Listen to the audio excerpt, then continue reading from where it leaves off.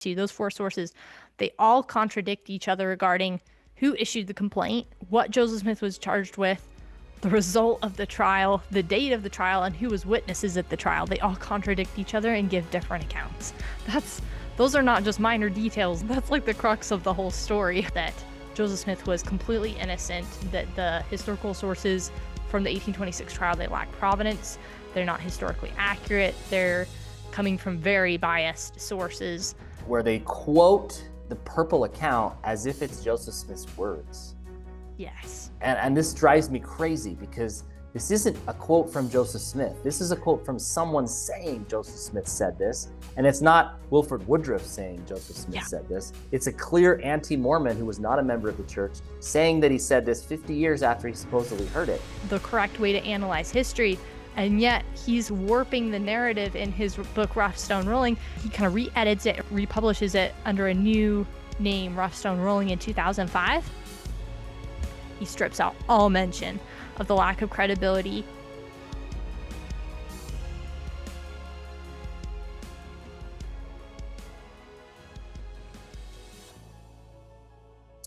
Well, welcome to Latter-day Saint Ideas. I'm Andrew Knopp, and I am excited to be joined by my guest today, Leah Stoddard from the Hi. Joseph Smith Foundation. Welcome, Leah. Hey, everybody. How's it going? I'm excited to be here. Thanks. I'm super excited. For those of you who don't know, Leah works with the Joseph Smith Foundation, who I've talked about on my channel. They have a great website. They create books and research and defend Joseph Smith and the restoration. Leah's been involved in their video productions, video editing, researching, scripting. She has also spoken at various conferences, and I came across a specific recording that she had done on the 1826 trial of Joseph Smith. And you'll understand the quotations more as you watch the video, because it's a bit loose with the language, as they say. And she's done a bunch of research on this specific subject, this year being Doctrine and Covenants. This is likely to come up. Discussions about the life of Joseph Smith when he was younger, before he receives the Book of Mormon, and after he gets the charge from Moroni to prepare, is a subject of much debate among especially anti-Mormons, but even among progressive historians in the church who want to kind of tell a story about him. And so part of the story that's being told today comes from this event that happened in 1826. And it's sometimes referred to as the 1826 trial. We're going to get into that. And I'm going to turn it over to you, Leah, and you can start to explain what this is and why it's important to understand what it wasn't and what it was. Thanks, Andrew. Yes, I'm super passionate about the 1826 trial. To be honest, I started digging into this myself last January, probably in 2023. And I wanted to go into it first with an open mind. I was like, I want to explore all the sources, see what evidence there is for this, because I know that the 1826 trial is a really hot topic for a lot of people. And so many different people, even when you go on YouTube or you look up videos about the 1826 trial or you read books about it, so many people credit this alleged trial as being kind of the nail in the coffin, so to speak, for condemning Joseph Smith, for the evidence that Joseph Smith was a fraud, that he scammed people, that he was into magic and treasure digging and seerstones. And so when I first started researching this, I was like, what on earth is this trial that everybody keeps talking about? And why is it so important? Let me give you a quick summary of what it was. So there's some historical sources that claim that in 1826, Joseph Smith, he's 20 years old at this time. He hasn't translated the Book of Mormon yet or married Emma Hale Smith. He's basically just working with his family, trying to support his family because they're really poor and just going through some financial hardship. And there's some historical sources that claim that in 1826, when Joseph Smith is hired by Josiah Stoll to dig for a silver mine, that he was accused of scamming people for their money. He was a fraud, that he used magic stones and treasure digging and even sometimes occultic sacrifices with animals to find buried treasure. And people claim that there's 4 specific sources, especially, that prove this, and that he was taken to court in 1826 for this, and that he was found guilty. And so this is a pretty common story. A lot of famous historians actually give credit to this narrative of the 1826 trial. For example, Rough Stone Rolling, which was written by Richard Bushman, which is a really famous LDS historical biography on Joseph Smith, claims that this 1826 trial really happened. The book even gives quotations of what Joseph Smith Sr. allegedly said during the trial. Talks about this court-like record. Especially they claim Joseph Smith, the supposed words he spoke at this, Yes. are quoted as if, oh, Joseph Smith admitted to this, even though it's really someone else saying he's at it. Exactly. Yeah. So if you were to just read Rough Stone Rolling, you'd walk away thinking, oh, this 1826 trial really happened because it's describing quotations from the court records, supposed like testimony statements from Joseph Smith Sr. and Joseph Smith Jr. It even claims that Joseph Smith is admitting to like frequently finding lost property using a seerstone, and that Joseph Smith Sr. was pressuring Joseph Smith to dig for a treasure. So you'd think after reading Rough Stone Rolling that, yeah, this is true. And so many people credit the 1826 trial as being the reason why they left the church. And even like Hugh Nibley said that the 1826 trial was the most damning evidence against Joseph Smith, if it were true. The reason why this really matters is because if the 1826 trial accounts are true, then that means Joseph Smith was a dishonest person. He's using a seer stone and magic and satanic rituals like animal sacrifice to find buried treasure. He's convicted for these crimes in court based on not just the testimony of other people, but also his own testimony. And there's no evidence that any of these sins are repented of. So he's unrepentant. He's not a hero we should look to. And undoubtedly, that casts a shadow on the rest of the spiritual experiences and angelic visitations and other key stories of the restoration, because then we start wondering, okay, which parts of what Joseph Smith revealed were revealed by the power of God or the power of the devil? And the scriptures are pretty clear that there has to be a standard for righteousness that has to be met in order to perform holy work. You can see that with like Daniel or the sons of Mosiah, with Alma after they repented. Martin Harris, he was unable to see the plates. So that's why this really matters. And people try to use this as a data point to validate the other anti-Mormon statements that Joseph was doing these things. And they're like, well, those guys are anti-Mormon, so we can't for sure believe that. But if we can verify it with something that is like a court document, well, then that means all these other things are true too. And they try to use this supposed trial and these supposed documents as evidence to believe the other anti-Mormon statements. Yep. It's another brick in this wall of condemning evidence against Joseph Smith, but it's a huge brick. The interesting thing, though, is when you start looking into the sources for the 1826 trial, there's 4 specific ones. We have resources on our website. It's josephsmithfoundation.org/1826 for people who want to learn more.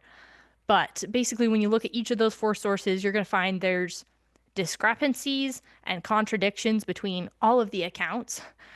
Not just over a few small minor details, but everything from who was a witness at the trial, the outcome of the trial, whether Joseph Smith was found guilty or whether he was found innocent or just acquitted. Also, the date of the trial, when it actually happened, and also some other main key details.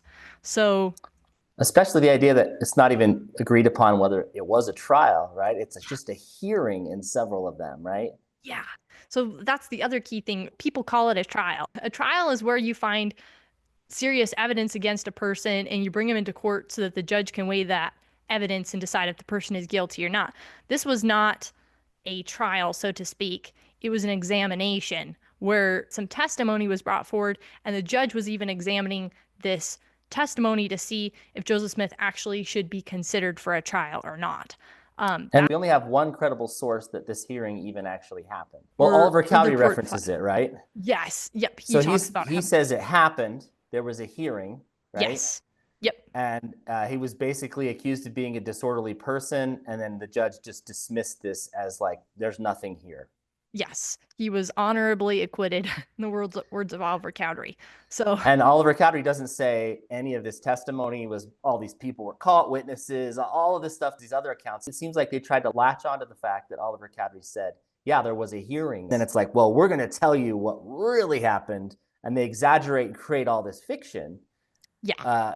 Because none of the other people even claimed to be there except for Mr. Purple, correct? Yes. None of the other people who wrote the other accounts, like Charles Marshall or William Benton, even claimed to have actually been there in person. Oliver Cowdery's statement, we don't know for sure if he's talking about the 1826 trial, but based on all the context in Oliver Cowdery's account, the probability that he was talking about this 1826 trial is super, super high. It seems like Joseph's getting harassed and false charges are brought against him.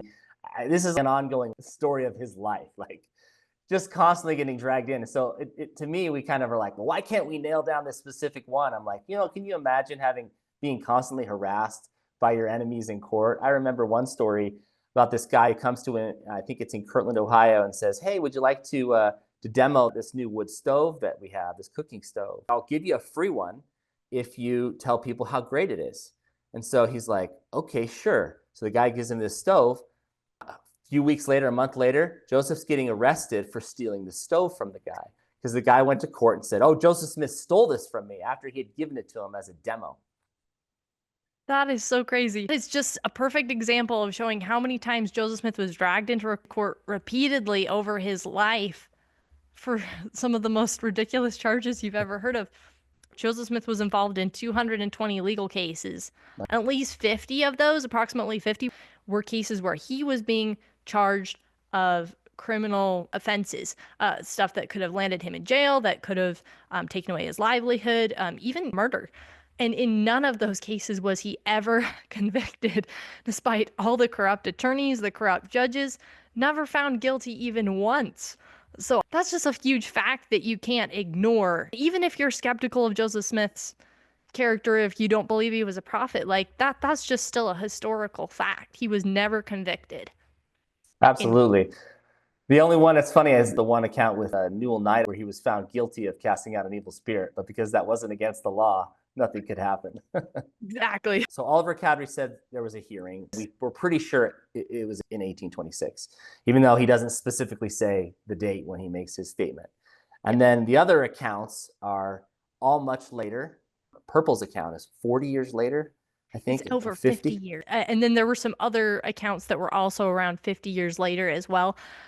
And historical background about how those came to be basically is so fishy. And then there were some alleged court bills that were found in like 1970s, but they were found by a guy who was clearly antagonistic to the church. And actually, even just those court bills don't prove anything besides Joseph Smith was brought into court for an examination. So, and isn't there a question of whether or not the provenance of the bills, like when the guy produces them, it's like, were these really in the right place? Were they really part of the court documents? Don't they kind of just show up? Yes. So they were found in 1971 by a guy named Reverend Wesley Walters. The authenticity of these court bills was compromised because of how they were retrieved, because Wesley Walters was already antagonistic to the church, and he claims to have found these bills as if God had preserved them because he was looking for evidence to prove that Joseph Smith was a fraud, essentially. And so actually, as of 1972, we still haven't authenticated those court bills. I have never found any research showing that those court bills have even been proven to be authentic. So that's Did he ever release them, or does he still have them? Like, do we know where they are? I believe in 1972, they were still in Wesley Walters' possession. And I tried to do a lot of research to figure out where they are. Like, are they in an archive? Can I go figure out if someone's done research on them? I have not been able to find anything on those bills so far. So he somehow happens to find these court documents proving that this sheriff was being compensated for bringing him in, right? Yeah. It doesn't say anything about the content of anything else other than that the sheriff was supposedly paid for services related to apprehending Joseph Smith and then releasing him, apparently. But nobody's seen the originals. We've only seen photos that this guy had released, but nobody else has been able to verify whether these were produced by him, where they came from. And yet people will cite them as, well, we have the documents proving that this happened. It's like, come on. Yes. Those bills in and of themselves, even if you wanted to just assume these are proved to be authentic, just look at the contents on the bills. They don't end up proving anything besides there was a legal examination of Joseph Smith in 1826 where he was being accused of a misdemeanor, but that's it. That's it. Yeah. So there's this scholar. His name is Gordon A. Madsen. I believe he was the former assistant attorney general here in Utah. He has written a paper on the 1826 trial from a legal perspective, which is nice because he comes from a legal background. So that's his specialty. And he's analyzed the bills, some of these alleged court records and documents and historical sources. And he says, what can be inferred about this experience? The foregoing considerations lead me to conclude that in 1826, Joseph Smith was indeed charged and tried for being a disorderly person and that he was acquitted. Whatever the gist of that charge, he was found guilty of no crime. Indeed, perhaps Oliver Cowdery, who either served as justice of the peace or practiced as a lawyer from 1837 until his death in 1848, had it just about right. So he's talking about that Oliver Cowdery quote we were just talking about.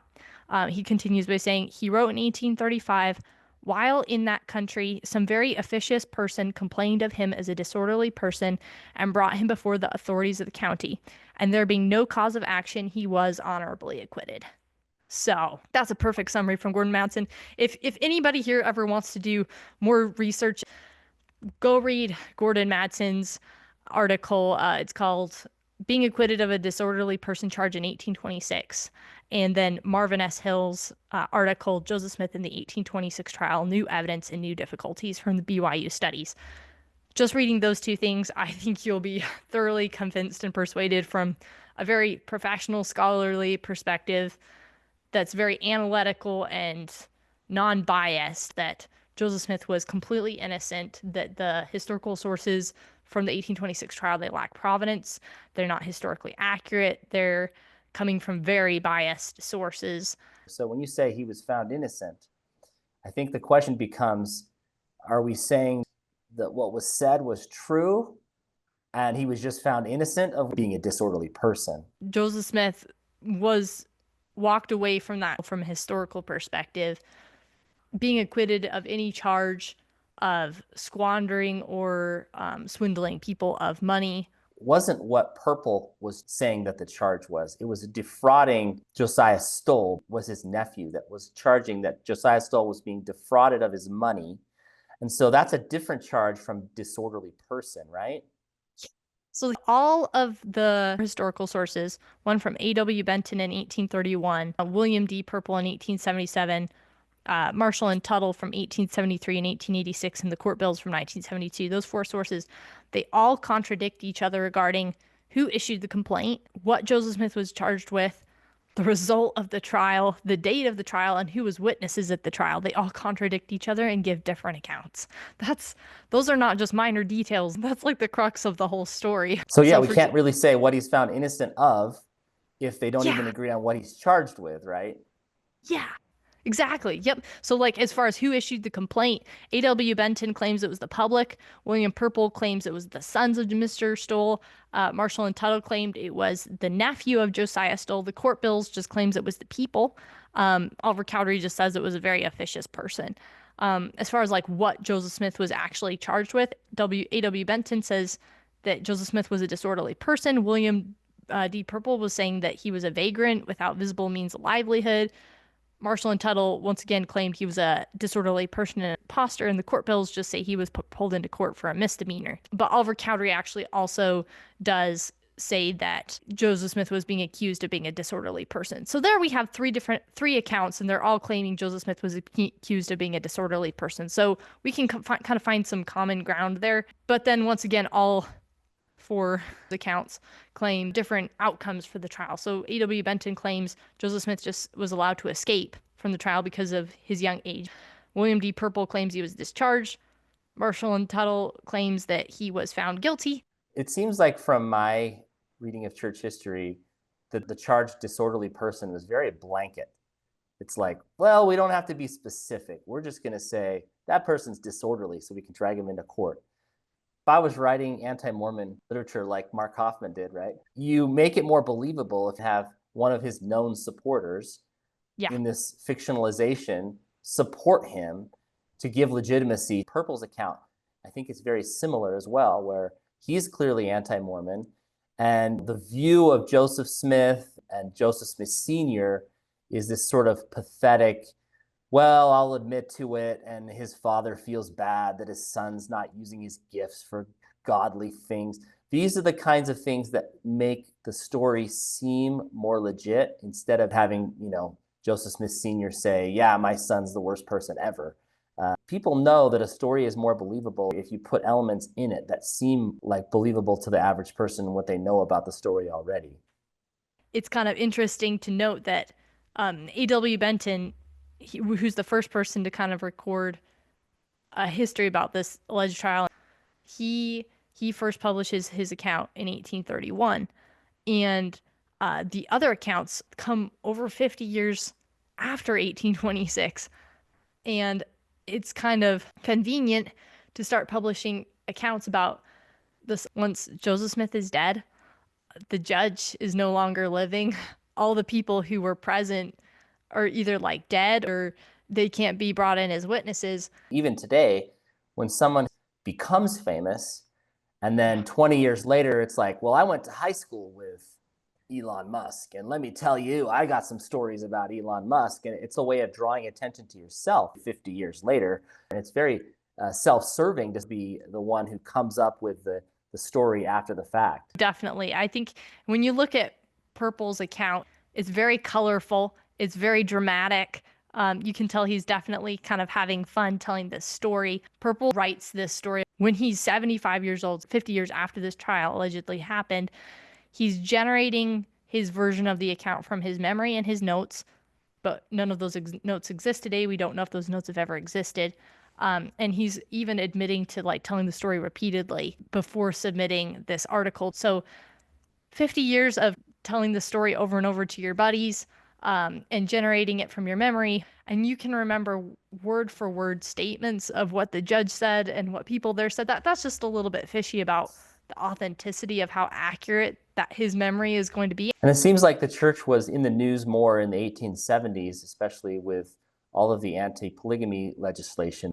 It was the hot topic to talk about the Mormons. And if you knew something, inside scoop of the early founder, you were the wanted writer for that newspaper. So there's motivation for these people to be writing in these very sort of salacious terms about Joseph Smith as the founder of this church that was growing and getting a lot of attention. So what do you think is the reason why the shift has happened? I believe it's partly due to this rewriting of our Mormon history to take a more progressive approach on Joseph Smith. And we've all seen the change in history, especially in the past 20 years, where now Joseph Smith is being accused of magic and treasure digging, and Joseph Smith Sr. is being described as a failed father, and all these questions about church history that are starting to rise up. And our foundation has actually published a couple books on the history of how this progressive approach to our LDS church history is creeping into the church and becoming a more mainstream narrative. And that's in our books, Faith Crisis Volume 1 and Faith Crisis Volume 2, where we kind of describe how that was an intentional shift. And this new narrative is not accurate, but the traditional narrative promoted by Joseph Fielding Smith and Hugh Nibley and these other basically all Yeah. previous presidents of the church, right? Not just a couple Yes. people, but everyone previous to like the 1970s, right? Yep, was and not only more accurate, but definitely more faith building. But I believe this resurgence happened of the popularizing of all these, almost a rewrapping of the same old anti-Mormon stories and claims, but in new packaging and claimed to be now Mormon history. I believe when that movement started happening in the 1970s and the 1980s and the 1990s, the 1826 trial just kind of got resurrected up as well. And that's where books like Rough Stone Ruling don't really help, because they talk about Joseph Smith and the 1826 trial as if it's fact. And this is something I'd actually like to touch on for a second, because what Richard Bushman did in Rough Stone Ruling, where he talks about the 1826 trial as if it's fact, is very intentional. And he knows the 1826 trial and the sources behind it lack credibility. And we know this because in 1985, his kind of first version of Rough Stone Ruling that he published was called Joseph Smith and the Beginnings of Mormonism. And he describes the 1826 trial in that book as the evidence for the trial not being beyond question. He describes Purple as having been telling the tale for years. He talks about the trial record as if, maybe if it's indeed authentic. He mentions the contradictions between the accounts. He mentions Purple's account as not to be trusted entirely.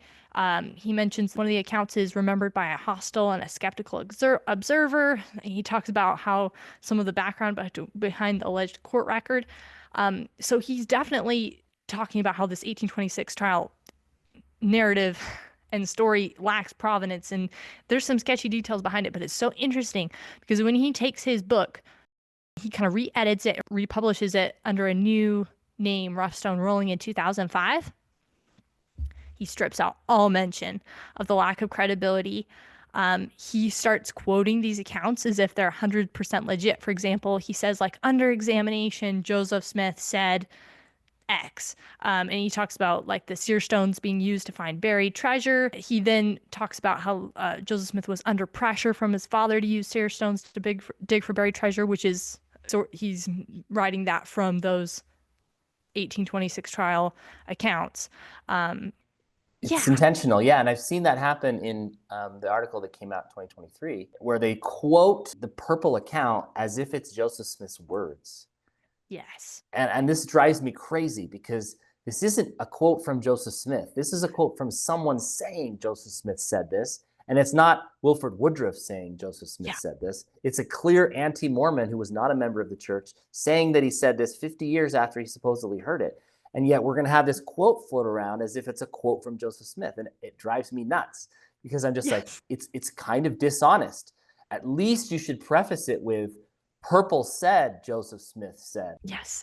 And that's the interesting thing. If you go study how professionals and professors study and analyze history, they have this specific set of criteria that they use to analyze historical documents, or they analyze the provenance of a document, the internal and the external evidence. If a historical source doesn't match this criteria that they have, that historical source is not a legitimate source for being an accurate representation of what really happened in history. And that is what's a little scary, is when you have professional scholars who know these methods for analyzing history. For example, Richard Bushman, he's a Harvard scholar. He knows the correct way to analyze history, and yet he's warping the narrative in his book, Rough Stone Rolling. And we also know he's aware of the research that was done by Gordon Madsen and Marvin Hill and some of these other LDS scholars who have also analyzed the 1826 trial and said, guys, it lacks credibility. These historical sources are historically flawed. Richard Bushman knows about those sources because he quotes them, and they're all riddled throughout in his footnotes in Rough Stone Rolling and in Joseph Smith and the Beginnings of Mormonism. So Bushman's aware of the sources, and yet he paints Joseph Smith in an entirely different light than history actually represents. And so why is he doing that? And once again, the answers to those questions are in our Faith Crisis books about how this is a deliberate agenda to repaint Joseph Smith in a negative light, as a man who's not a prophet, a man who's not inspired. It's an intentional attack to destroy faith and tear down faith in Joseph Smith and the restoration and the restored gospel. I think the challenge too is that the progressive view is that they would say, we just want the real story. We want you to know who the real Joseph Smith is. Okay, well, it is your bias that you are presenting here. And yeah, I have a bias. Everybody's going to have a bias. But when you look at the historical sources, we should all be able to agree in these methods and say, let's hold these to this criteria. And if they don't match the criteria, then let's not pretend that these are credible sources. And that's the sad thing. I've had a friend who went up to the Church History Museum. They have a big display when you walk out of the brown seerstone. And they say, here's how the Book of Mormon is translated. And my friend goes up to one of the volunteer missionaries and says, hey, where's the Urim and Thummim description? Why aren't you talking about this? And the answer they gave was, well, we're telling this because we have new information about the translation process that's come out because of the Joseph Smith Papers Project. That's why this is here now. And the problem is these are not new sources. These are the same sources that have been around for 200 years. We don't really have new sources. All we have is a new interpretation of the old sources that had previously been rejected by church historians and prophets as not credible, suddenly are being drug out and said, no, they are credible. I was looking on the Joseph Smith papers, and yes, they have original documents, but they also have all this commentary by the researchers. And I was reading about this document in the Joseph Smith papers commentary. They say this document does not appear among the volume's featured text because it cannot be authenticated. No manuscript of the contract exists, and it is known only through its publication in Utah's then avowedly anti-Mormon Salt Lake Daily Tribune, 55 years after it was purportedly written and 2,000 miles distant. After saying that, they then go on to say how it's credible. It just blows me away that these old sources are now being deemed credible, and then cited in other articles will just say the Joseph Smith Papers Project validated that this Salt Lake Tribune account was true. And then you go read it and they're like, well, we didn't actually validate it. We just think it's true. I think it's really just like kind of a call for a new generation of more academically minded, more professional historical LDS scholars. Like this is a call for the current generation. Come on, let's stand up. Let's dig into these original historical sources and let's start publishing history that historically accurate based on sources. And let's be upfront about what the background of every source that we look into, whether it matches our bias or not. Let's be upfront about the sources. Like, really, come on, guys. Yeah. And I feel badly because I think a lot of people are busy. The average person doesn't have time to go research all these original documents. So we tend to count on experts who we think they've done the research. I can trust them. But then you run into these problems like people assuming rough stone rolling has been researched by a Harvard scholar and it's going to be legit, right? And then people just swallow them, and then they end up having a faith crisis, which they didn't need to actually have because we counted on these experts to be fair in their assessment of these sources and to present them with a view towards faith and not a view towards skepticism of all of these things. I think that's what we're aiming to do here with the Joseph Smith Foundation. It's entirely volunteer effort, but that's our hope, is that we can kind of dig into some of these historical sources, determine which ones are valid, determine which ones are accurate, and then take that information and give it to just the common average Latter-day Saint or other person who may be interested. We're kind of aiming to do that work for you, but at the same time, help you build your faith so you can actually know and be 100% certain historically and spiritually that your faith is and your testimony in Joseph Smith is valid and that it's grounded in the truth. Yeah, josephsmithfoundation.org again. I'll link it in the description. I think it's just so important to know that nobody is saying to ignore the evidence and just believe, because that's the charge that's going to be made, is that somehow we're not informed and we're just blindly following and ignoring the evidence that we disagree with. Instead, an informed perspective is, you know what? There are these accounts from these anti-Mormons. How legit are they? And it's not just that we're ignoring a source. Yep, absolutely. Yep, 100%. I think that's what you have to walk away from this 1826 trial, just realizing there's no legal documents that claim the trial ever took place. There's no official court record. There's no contemporary evidence, like evidence that was actually recorded at the time of the trial. All four of the historical sources are like highly questionable. They lack authenticity. They lack accuracy. They lack provenance, internal and external evidence. They were all found and published or written by people with motive to lie or like a self-confessed dislike or sometimes hatred of Joseph Smith or the LDS Church in general. They contradict each other, and the list goes on. But those are just historical facts. And then go and study all the positive faith building stories about Joseph Smith, because there's so many that historical sources that tell the complete opposite about Joseph Smith's character, who he was, how he acted. I've tried to study as many of those as I possibly can, and I'll tell you, my faith in testimony in the restoration of the gospel and in Joseph Smith as a prophet of God has grown so much just from studying his words. Studying Joseph Smith fascinates me. I love reading his words. I love learning about him. He's such an example to me, and I love working with the Joseph Smith Foundation, and I love being part of this work. I'm with you, and I appreciate it, all the work you guys have done, and I feel the same way. And we don't have a ton of true heroes in history. We have a few. Yeah. And Joseph Smith is one of those true heroes. It doesn't mean that we're saying that he never made mistakes or that he was somehow a flawless person. But besides Jesus Christ, no one else ever was. And I've told people before, stack up your weaknesses and mistakes in your life against Joseph Smith's weaknesses, mistakes in his life, And I'm pretty sure he's going to win because the things he was able to do in spite of his own personal weaknesses is just so incredible. And Heavenly Father knew he was picking the right person. He was foreordained, obviously, to do this. And we don't need to be ashamed of Joseph Smith. I'm not ashamed of Joseph Smith. God didn't just tell Joseph Smith everything. He didn't warn him of every danger. He didn't warn him of every traitor, every person who might betray him.